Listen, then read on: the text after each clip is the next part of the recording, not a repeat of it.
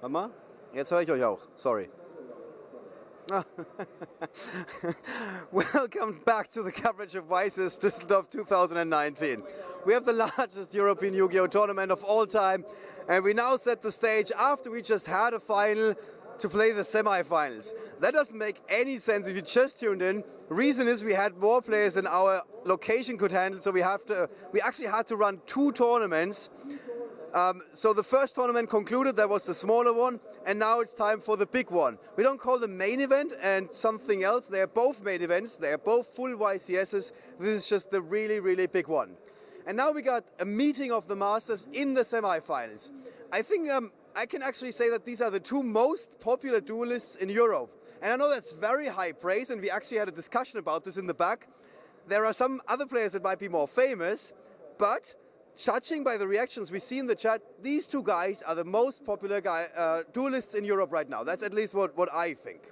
So no pressure to these 2 guys. Let's bring them in. We got 2 really, really nice guys. In the red corner, we got Thomas Rose from the UK. Hey, Tom. You brought your fan club again. So people are actually mad at you. They're like, Thomas Rose abandoned Burning Abyss. So what happened? I wanted to make Top Cut. Wow. Oh, that hurts. Ooh, that hurts. But you did. So again, congratulations to you. We've seen you in the feature match before. You have been playing at the top of the field the entire weekend. It's very fair to assume that you know what Dinh-Kha Bui is playing. Yeah, I've been a really big fan of Ka since Utrecht. That was an event that we both bought Burning Abyss to. I thought that I was doing really well, and I ended up making top 32. And then I sit down, and it's like, Burning Abyss is in the final. It's like, whoa! And I saw his deck profile after the event, and I was like, wow, he's done this so much better than I have. Like, he's built the right deck for this event, and like, it makes sense why he got to the final and I didn't. But like, I've been following since then. I saw, sadly, he couldn't make it to London, so I went to that one and I got my top there with Burning Abyss. But then in Milan, I brought Burning Abyss for a 3rd time in a row, couldn't make Top Cut, but Ka moved on to Prank Kids at this point, absolutely stomps the event. Nobody knows what the Prank Kids cards even do, and he's there winning the YCS. So, like, I'm a really big fan of his even, just following everything that he plays. You're basically doing my job for me. I don't even know what to say after this. Well, thank you very much. Please have a seat. His opponent, we just heard it. It's Dinh-Kha Bui from Germany. Hi. Hey. Hi. So how are you handling this? In Utrecht, it was the largest event at the time, but we just crushed records weekend after weekend. Now suddenly I just said you're one of the most popular players. I have actually, people are coming up to me and they're like, hey, are you going to feature Dinh-Kha Bui again? Like, I'm not making this up. People are actively saying that. And people who got kicked out of the tournament are coming up to me and they say, I want Dinh-Kha Bui to win. So how are you handling the pressure that everybody is rooting for you now? It's going to be hard against Thomas Rose because he's a really good player, but we'll see who will win. Okay, so you are basically partner in crime. We just heard the story. You also abandoned Burning Abyss. So what is your reason? I mean, Prank Kids, okay, that's a pretty good reason. Why not today? Because Burning Abyss is not that strong anymore. The loss of Fairy Tale Snow is pretty big. And going second against in the Nether against Element Rage, which can make easy Dweller first turn, can be a little bit problematic. I'm pretty certain I asked you this back in Milan, but what's your secret? Why are you so consistent?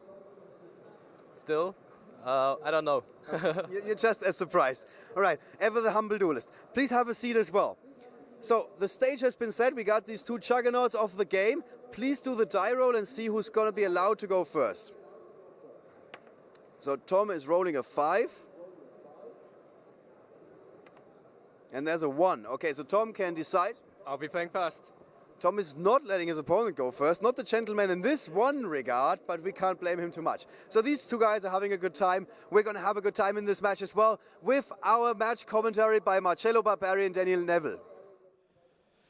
Welcome to Top 4. This is one of the biggest matches we are going to have of the entire weekend.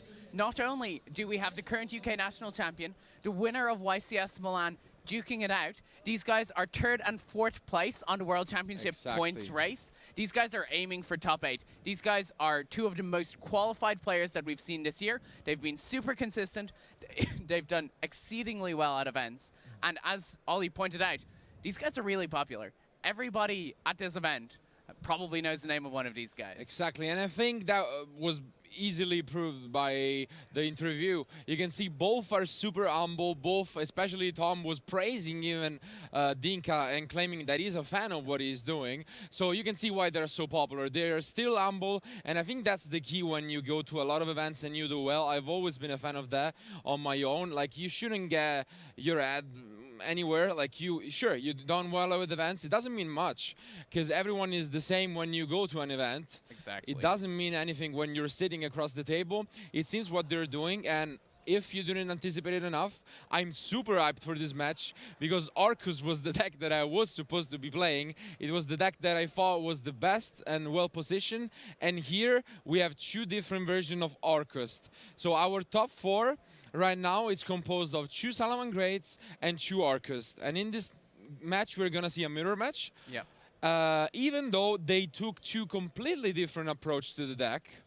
We have seen both of these guys on stream before, but for people that just joined us, Dinh-Kha is playing 60 cards, and is basically the new version of Dark Warriors, which is the deck we've seen in the past months and in the past YCSs. So he's playing Isolde, he's playing a lot of equipped spells, while Thomas is playing a lot more Phantom Knight cards. We've seen him quite recently. He's basically from the same team as Pink Xiao. Yes. We've seen him go for a very similar approach. Exactly. It is also over 40, because he's playing 48, which is also a different approach to the deck. But he's playing Sky Strikers, so they have definitely different approach. Yeah. But both tend to go for some Phantom Knights combos. And at the same time, they differ a lot in the ending field. The dice roll here is super important, though, because they are both very much monster decks, and they both very much want to end on Outer Entity Azathoth and say, let's skip your turn and we'll go back to me and make a Boral Sword and kill you. Yeah, exactly.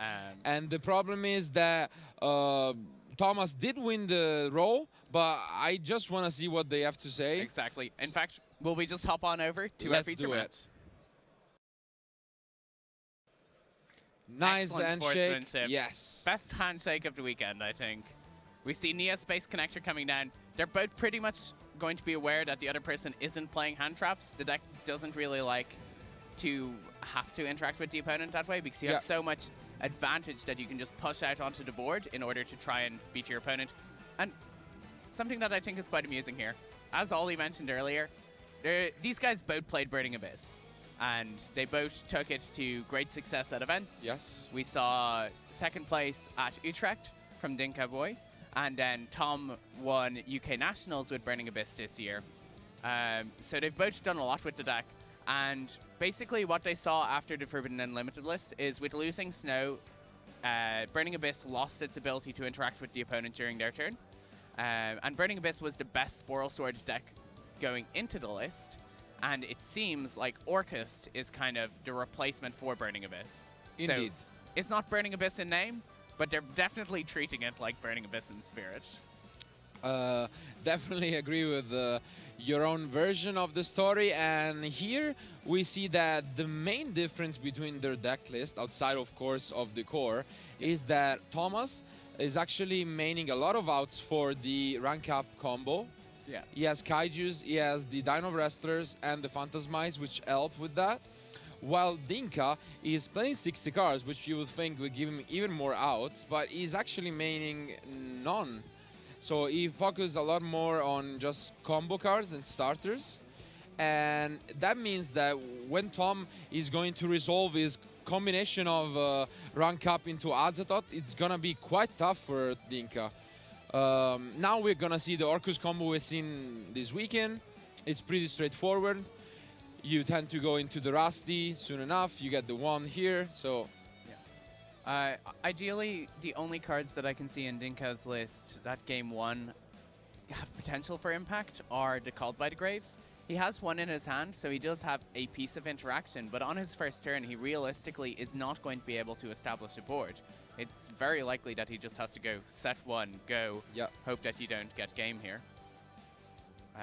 So yeah, we're seeing the Phantom Knights combo. Tom is going to be able to end on Time Thief, plus Summon Sorceress, Exactly. plus the Phantom Knights.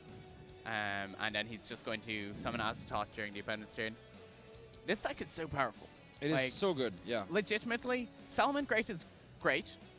It's a solid deck, and it's probably the deck I'd take to an event because I love my consistent decks. But like, if you're wanting to win this event, this is the deck that I think you're on. I definitely agree, and this deck is also super consistent because, I mean, all you need to do is have a link tree, essentially, Yes. and that's so easy to accomplish, so... And again, it's one of those great decks where we see so many different engines, and we just take the best pieces out of them. It's like, we like these Nightmare cards, we'll chuck them in. We like these Phantom Knight cards, we'll chuck them in. And you just mix it all together, and Yeah. you hope for something good. It has been quite a while. I think back Euros this year where like Michael Forner was doing really well with this Dark Warrior deck. Yes. Yeah. From there on, we've seen a lot of people just trying to come up with this 60, 50, whatever cards deck with just full of dark monsters because they're probably arguably the best attribute in the game. Yeah, I think it's either light or dark are the Yeah. most represented attributes, and they definitely have the most influential cards. Something with Dark Warrior is it's always such an interesting deck because, like you said, they have so many cards. You have things like the Destiny Hero package, you have Armageddon Knight, who is now at 1. But for the longest time, we had Armageddon Knight at 3, and you could send so many different cards. You could send things like Shadow Mist, you can send Strudo. But these guys are really pushing deck building. Yeah. Like, Tom's playing 48 cards. That's something that you generally look at the you've deck list never and you're seen like, before. what's this person doing here? And now the rank up is used. We'll see Azathoth on the field. Also, due to Rusty, he can and then Kess destroy. says, yeah, that's and yeah, game. Vion can't even resolve its effect at that point. exactly. So very quick game 1 to Thomas Rose. He does Dinh-Kha- take him one. And yeah, as you said, Dinh-Kha unfortunately doesn't really have any interaction against this combo in the main deck. While the die roll mattered, we can see that if Dinh-Kha was the one going first, Tom at least had the chance, and even Yes. a high chance, because in 48 cards compared to 60, you have quite a better percentage to see those outs. And Yes. now even more when you go to the side deck. Yeah, well, Tom isn't even bringing in that many sides. He's going to be bringing in Kaijus, maybe an Ash Blossom. Yeah, I would say that. And there's not much else he needs to bring in. He can bring in Red Reboot here. He can bring in Twin Twisters here. Those are both considerations. And Called by the Grave is also good. But it is a question. And again, he's tested the Orcust matchup a lot Yeah. because everybody in his circle was on the deck. So he should be pretty comfortable in what he is going to be siding in. At the same time, you're in top 4 of the finals of the largest European YCS ever. There's going to be a lot of pressure on these guys. For sure. They're having fun, but you can see that they're pretty tough at their concentration. Like, Tom has just won a game, and you can see that he is very deeply pondering what's happening. Sure, they're pretty nervous, and honestly, I'm not surprised at all by the result of the first game, as I was saying. While now, it will get a lot more interesting, because actually Dinh-Kha, as we mentioned previously, can actually side 15 cards in this matchup. Yes. So he could even go crazy and just go second and try to do that.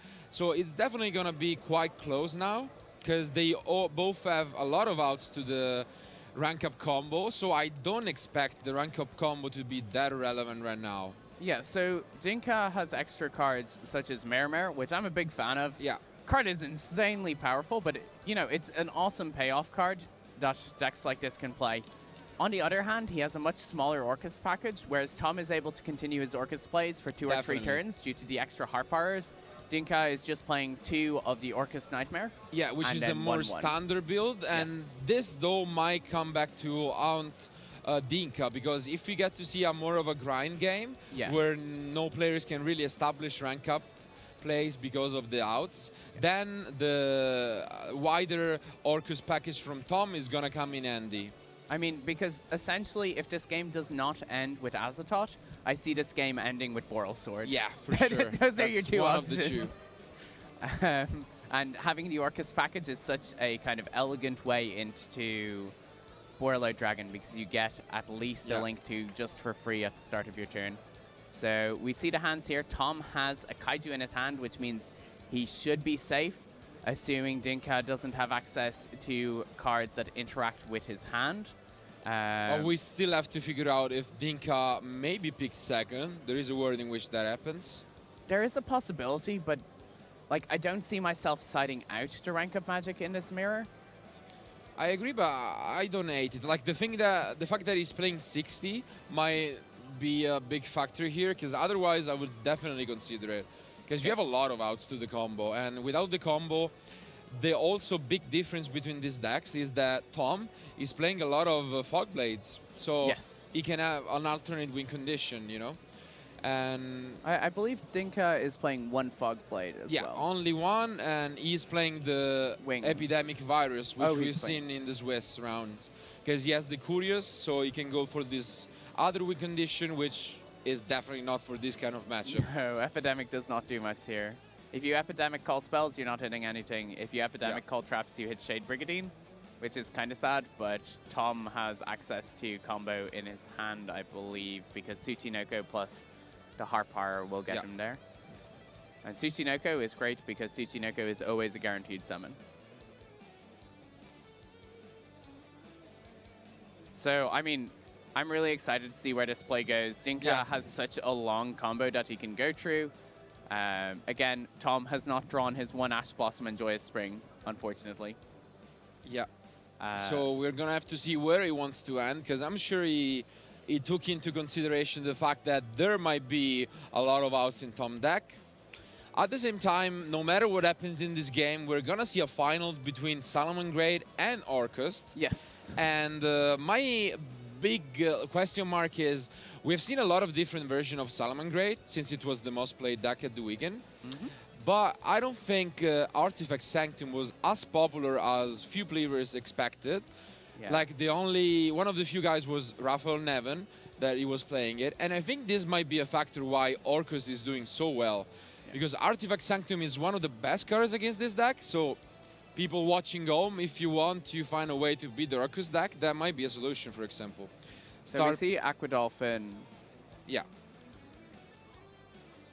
So he will be able to take the Radiant out of Tom's hand here, which is really relevant that the Thunderbird managed to land. Isn't it bigger than... It's greater than or equal. Yeah. Tom's like, oh, I've been found out. And that's the huge deal. Yeah. Very well played there by Dinh-Kha, understanding that most of the outs are in the form of Kaijus or Dino Wrestlers, and you can get rid of that. And that's a big change between their deck lists. Since Dinh-Kha has the Isolde package, he can bring out the Dolphin whenever he wants, and that's something that Tom can do with his build. and having more dangers now than we did at an event like YCS London, it means that you're able to get large creatures onto the field before you go for your Dolphin. And we see more dice rolling. We've got a lot of dice rolling this weekend.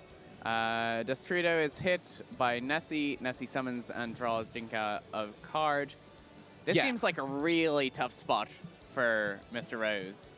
It is, because he did have the out, but now he needs to basically top deck a second out. Yes. And that's... I mean, he's a very skillful duelist. He is capable of it. Yes. And now we see Curious it's the field. He has a lot of different options that he can send with, so let's see what he decides to do. Call by the Grave, that's an interesting choice. That's really strong here. Because he can set up a different field from Tom, which is the Nightmare Griffin. Yes. Which is also quite annoying in this matchup if you manage to... Oh, and Zephyros gets sent to the grave by Curious. That's also a big deal. Everybody's here. Just Zephyros, Curious, like all the favorite. The dream. Dark Warrior extended cards. Now his team is going to go back to the field. And we see again, Curious is still such a strong card, even when his best friend Snow has left the building. It's such a versatile card. It gives you so many options, and its interaction with Griffin is really insane. And Griffin is so strong here because it acts similar to Azathoth, where it says, well, I mean, do you have any monsters that you can activate defects of? Yeah. Probably not. And the thing is, you just do it on top of that if you want. So now Yes. he's able to just go for the Orcust combo, and Yep. it's quite a big deal. Nightmare Mermaid comes out. Not only does he do the Orcust combo, but he draws off his Mermaid effect. Yes. That's value right there. So, Orcust Nightmare comes out. Such a nice combo. You can see Tom is smiling, and I think I'm pretty sure Tom is like, why am I not playing this variant of the deck? exactly. I was Like, thinking the same thing. We remember what he said in the interview. They both played the same deck at YCS Utrecht, and after the event, he saw Dinh-Kha's profile and was like, wow, this version is really good. I wonder if he's thinking the same right now. We don't know yet, but anyway, we're gonna see who is right at the end of this match. So, Yeah. same Galatea deck, comes different out. approach. Yep. Cards are just so powerful. There's so much happening with these decks that it's really fascinating. Like, how much playtesting does somebody have to put in to build a deck as complex and as interwoven as these are? And it's Rusty, everybody's Yes. favorite. And he just keeps going. He's already got such a powerful card on board.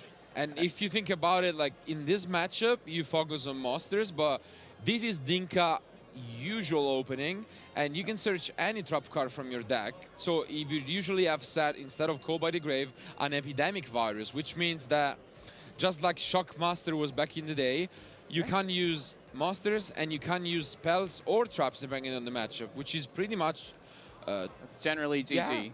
checkmate. Checkmate against most decks. We see Zephyros come back just because he can. Yeah. And that's a cute use of Orchestrad Babel. Yes. And that gives us our second level 4. We are going to see a Time Thief most likely. Yeah, there is Time Thief Redoer. And we are going to search our rank up magic. Quick Launch. Quick Launch is such an interestingly designed card. The fact that it can only activate in the main phase makes it a really interesting piece that you can interact with. We're not seeing a lot of these cards, like quick spells that can only be used during the main phase, so it's definitely unique in that sense. I think it's my favorite rank up magic. I also think it's incredibly powerful. For sure. Especially when you have cards like Redoer who are able to make it live immediately. We say the Orcust field spell coming down again. I think we might be setting our quick launch here. And now it gets really problematic, because the thing about Dinh-Kha's deck is that when he has this opening, he has an auto Kaiju or Dino Wrestler, which is the Dolphin. And then by setting Call by the Grave, he also prevents Dino Wrestler from being Tom an out. has just given him a little clap saying, good job, that's an impressive board you got there. Nice field. He draws for turn, looks at his hand, says... And he picks them up. So game 3 is going to come in the way. Well played by Dinh-Kha. He got the applause from his opponent. So I've talked with Tom a lot about the style of decks he plays. And one of the key things he says is when you're playing a tournament like this, we're in, what, round 15 of the tournament?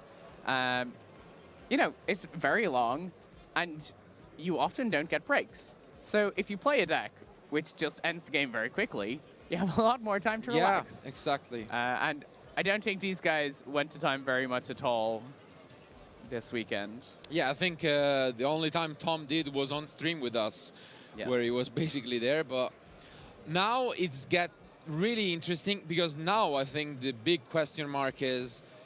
Are you going first? Are you going second? Exactly, because now Tom is playing less cards. He has the ability to go second and just try to do the same and stop Dinh-Kha. I think you still go first here. I mean, especially after you have seen that you did draw one out, which is the Kaiju, and Dinh-Kha didn't even care. When you're both playing Dolphin, going first is highly advised. Yes, especially because, as I was saying, when Dinh-Kha ends with the Call by the Grave, it means that he has an out to the Dino Wrestler as well. Yes, which is a huge deal. So now Tom is gonna go first. He probably just side in his own copies of Code by the Grave, and there is not much else he wants to be putting in. So I believe Dinh-Kha is able to bring in 6. Even No, he can bring in 9 15 interactions. even. Yeah, he can. He can could just side in 15 technically side in cards. 15 since he's playing 60, you know? Yeah. Because his side deck is composed of Kaijus, Dino Wrestler, Twin Twister, Phantasmai, and Diddy Crow, which all have their different purposes in this matchup. So I think even if your opponent was very deliberate and showed you that they were siding in 15 cards, I think you still go first here as Tom, because the problem is you need to build a board which contests them, because Tom isn't playing any hand traps at all. Dinh-Kha is playing Phantasmi as his hand trap, which I know is something that Tom had been testing in and out of the deck. Clearly he decided that this wasn't the event for it. But due to that fact, I don't think Tom can afford to go second here. yeah, I'd say the same.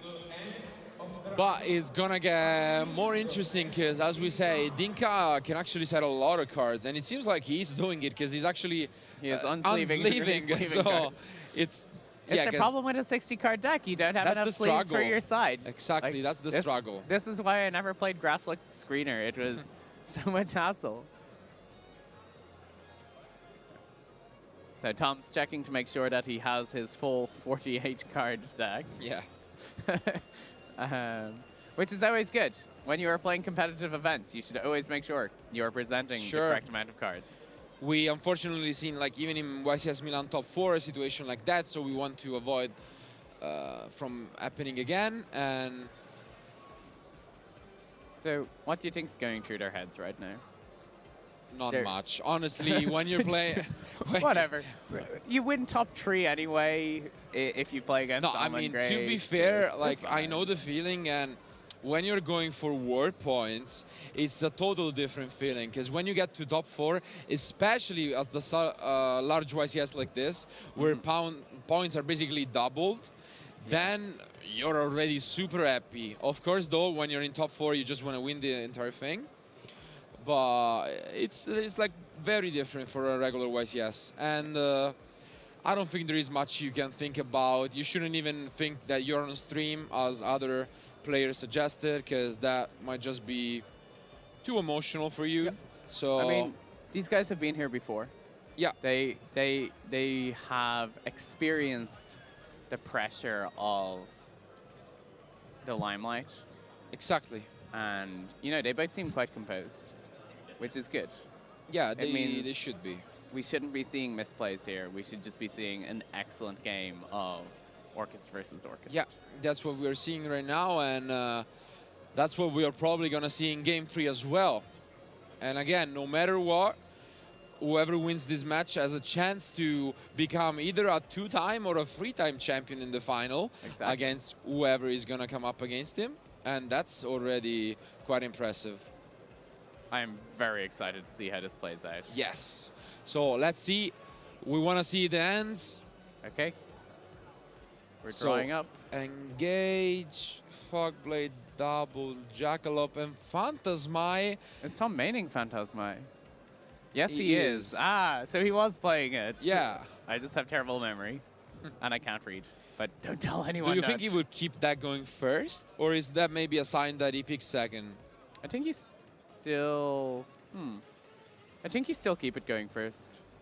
I think it's just a case that he doesn't have that much that he wants to side here. Tom's like, do you have Ash in your 60-card deck? And Engage is amazing because alone it allows you to go into a Link Chew. Exactly. Which is the Orcust combo itself. It's a 1.5 card Orcust combo because you do have to discard 1 card from your hand. Yes. But yeah, it's fantastic. Really nice Beatrice Judge token that Tom has there. Just callbacks to BA.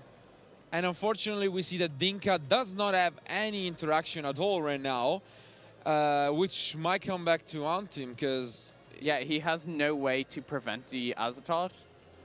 He needs to draw a Kaiju or something similar. For sure. He's in big trouble because we can just bring up Ace of Fools for people that don't know. It is okay to draw because you can equip it to something and it negates its effects, but as a thought just activates. It doesn't even activate. It's on summon, so you cannot negate that. You equip the Axe of Fools to the Rusty Bardice and hope that you can do something. On the next turn, yeah. But as you said, Thomas is the one playing a big Orcust engine. Yes. So the chance that he survives one more turn is quite low. And Tom is now playing the Tower of Babel. Because I know this is something that last weekend I was at regionals with Tom and others, and we half of the team were playing Babels, half of them weren't, and it was something that they were very 50-50 on because it's a really interesting card. Again, you just have these random quick effects that people aren't anticipating. So it was kind of a point of contention, and he seems to have chosen to go with it, and I think it could help him out here.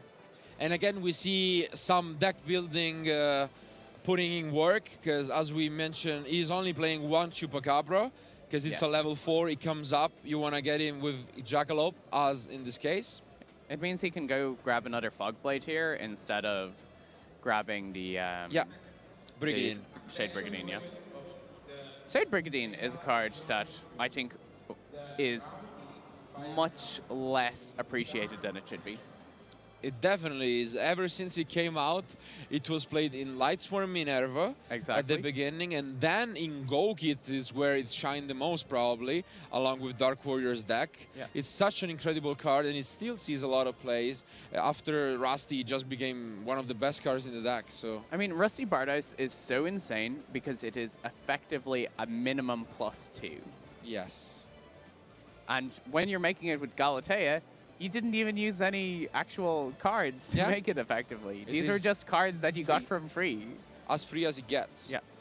So the card's insanely powerful. We cannot send that from our deck to the graveyard, Tom. Gotta stay focused. We do see the Magical Midbreaker field is in Tom's deck. The one of. Yeah. He was actually queuing up for the event. And like, while in the queue, we can see on the list, he scratched off DD Crows and threw in an order and a Magical Midbreaker. Yeah. And we have seen previously how Magical Midbreaker can win you unwinnable games in the match between Perico and Conti. Yeah. Dinh-Kha also has changes on his deck list. We see that he was going to be playing Reboots and a Shaddoll Dragon, and instead he upped his Kaijus and his DD Crows, which are definitely a lot better here than Reboot. Unfortunately, he didn't really open any. No. And now Tom is just gonna go for the same play. Exactly. Tom has his little black ship of corn that we saw there in his extra deck, which is something that he's been siding in for this event. Have you ever had any experiences with black ship? With black ship? I do remember it back in the day because it was only a jump. Yes. So we didn't have it in Europe for a long time. And when it came out, it was actually pretty good for a short period of time. It is a boat that is a plant, which always... Now, the Decode Talker is also huge because it means the Twister is not an out and Pancradrop is not an out. Exactly. So that's huge. The only card Dinh-Kha can draw is a Kaiju. He doesn't That's not a Kaiju. This is not good for Dinh-Kha. This is not good for Dinh-Kha. He is going to be struggling here. I don't know if there's anything he can do. He's going to enter main phase. He has one action that he can take. And then Tom's just going to flip his rank up magic, and he says, if you have the answer, you have the answer, but you don't have a Kaiju because you've just given me priority. He's reading Decode Talker. He's not playing it in his list, I would assume, because he's got his whole extra engine. Yeah. And as fun as the engine is, we do see that it is weaker. Tom says in standby phase, look, I'm going to summon my skeleton from the deck. So then that I he have has something even more for the tribute. Decode.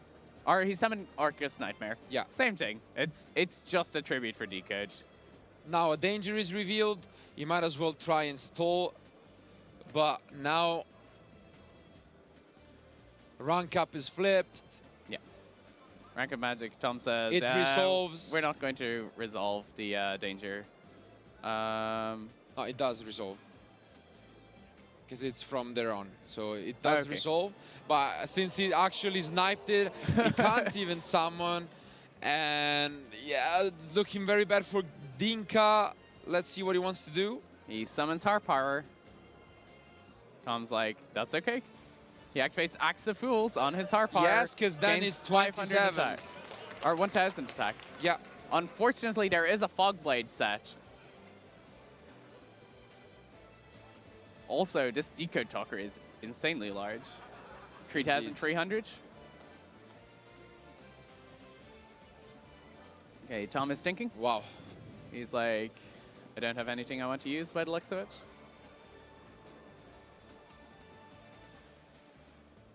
Yeah, we're gonna show Tom's field. He does have Fog Blade, which, coincidentally, Tom was playing in his list back when he won YCS Liverpool.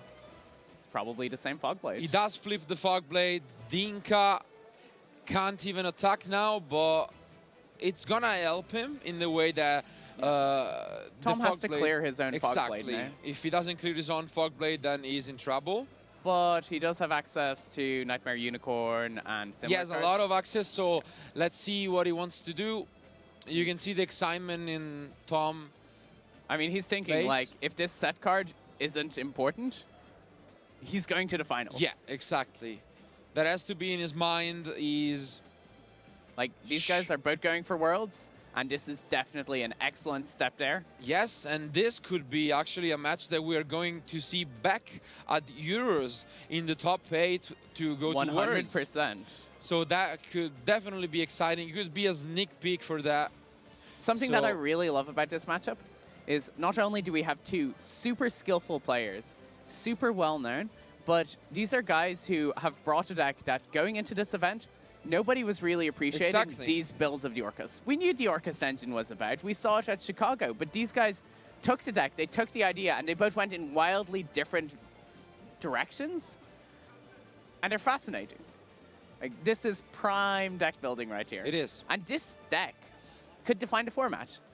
It's accessible. Definitely could. It's accessible, and as you said, they are both very well-known players. Known for deck building, most of all. They both won events with decks that were not seen in that before, so... Yep. And it shows one of my favorite things, which is people who have a unique approach to a format. Yes. Here comes down Phantom Knight of Breaksword. It Rusty pops the face down. Face down. It's rank up magic. It's not doing anything here. Breaksword targets the Fogblade, targets the Harpar. There's no Babel on the field, so he can't even activate the Harpar in Graveyard. There is 3,300 attack from the Decode Talker. There is more than enough on board to attack for game, so triple check, and there it goes, handshake. Thomas Rose is going to the finals. What an amazing match. Let's go to the post-match discussion. Wow, wow, that was incredible. Such an amazing match, such amazing players, such amazing sportsmanship. I'm out of words. It's incredible, it has been incredible. It was one of the best futures we had all weekend. And Orcust once more showing how good it is. Insane. Like, again, like I said, the deck building that's gone into this, these guys are mad geniuses. They just found something, they went with it, and they were like, yeah, don't need Salmon Great, don't need Striker, don't need Thunder Dragon. This is the best deck for the event. Exactly. And they've taken it all the way to the semifinals. I just have to agree with the popularity that these guys have. Like we heard from Tom that Dinh-Kha skipped YCS London. Yes. So in the last YCS, 3 YCSs he played, he got second, top 4, and he won one of them, which is incredible. Exactly. And Tom is also having an incredible season. He is in the finals for the 3rd time in his life. Exactly. And for now, he won all of them. So looking good to take even his 3rd title, which would be a first. And yeah, it's just an incredible feeling. Congratulations to both. They both are receiving anyway a lot of world points. Exactly. Which are gonna matter. And honestly, I'm proud of these European players. They show up really well. So if these are the guys that we're gonna send to the World Championship this year, well, Japan or whatever, you have a problem. Yeah, watch out. So that was it for us. You're gonna go back to the last match very soon. But first, let's go to Tom, Rose, and Oliver. Yeah, if you keep doing this, I'm really running out of questions here. We have Tom Rose like match after match after match, and you keep winning them. Although this one was a bit of a different match. This is probably not something you've been playing a lot this weekend, this mirror match. Yeah, the mirror match is really silly. I mean, you just saw that whoever goes first, if there's no way to interact with it, like the game is already over before it's begun. Yeah, and both of you decided to not run any cards that can interrupt the opponent, is that correct? Or only very few cards? I was main decking 10 cards to interrupt. Okay, sorry. And I had more that I sided in when I was going second as well. So I think I was on 15 ways to try and interrupt the combo in the game where I was playing second. But you still didn't draw any of them. I had the Kaiju, but Ka was able to use his Sold to get the Neospatian Aquadolphin from deck, and it was just taken out of my hand before I could even start. So how does that feel? I mean, you have these 15 answers, which is a lot. I mean, I can't give you exact percentages in the heat of the moment, but it's a pretty good chance, obviously, more than 20%, I think. And you don't draw any of them. You draw only one of them. So what do you do to keep a level head and just be like, okay, it's not going my way, but still, I can still win this? Well, there's always game 3. Like, when I lost the Kaiju from my hand in game 2, I was pretty sure that was game over. I considered conceding, but I looked at the clock and we had like 35 minutes left to play. I was like, no, I'll let the stream see the combo. It was really cool. So you both have like the same core engine, but went for different builds. Which one do you like more? I think I prefer mine because I can play fewer than 60 cards and I don't have to play equip spells. But I think Ka's deck was more of a high risk, high reward. If it all goes off, his end board is so much better than mine. So in the finals, you probably know what the other two players are playing. You can give it away, so I'm not cheating here. I know that they're both playing Salamangreats. That is indeed correct, yes. And who was the other player in the quarter? Semi-final? Niklas Nebe. Okay. All right. So how do you feel about your matchup against Salamangreat? I think I've played Salamangreat 5 times this weekend, and I'm 4 wins and a draw for now. Okay, so pretty good odds when we're looking at that. Okay, so the bookkeepers are basically just going up for you. All right. So anything that you're going to be doing differently approaching the finals? No, I've been winning so far. So you just keep with your streak. All right. Thank you very much. We're going to talk very soon again. That's the thing with you. So see you very soon. Catch a little breather. Guys, I'm not 100% sure if the other match has concluded. If it did, we of course are going to give our players a short break. So just you can catch your breath, get ready for the finals. Don't go anywhere. We're going to be very soon. We're going to be back here for YCS Düsseldorf 1, the finals, the second finals this weekend.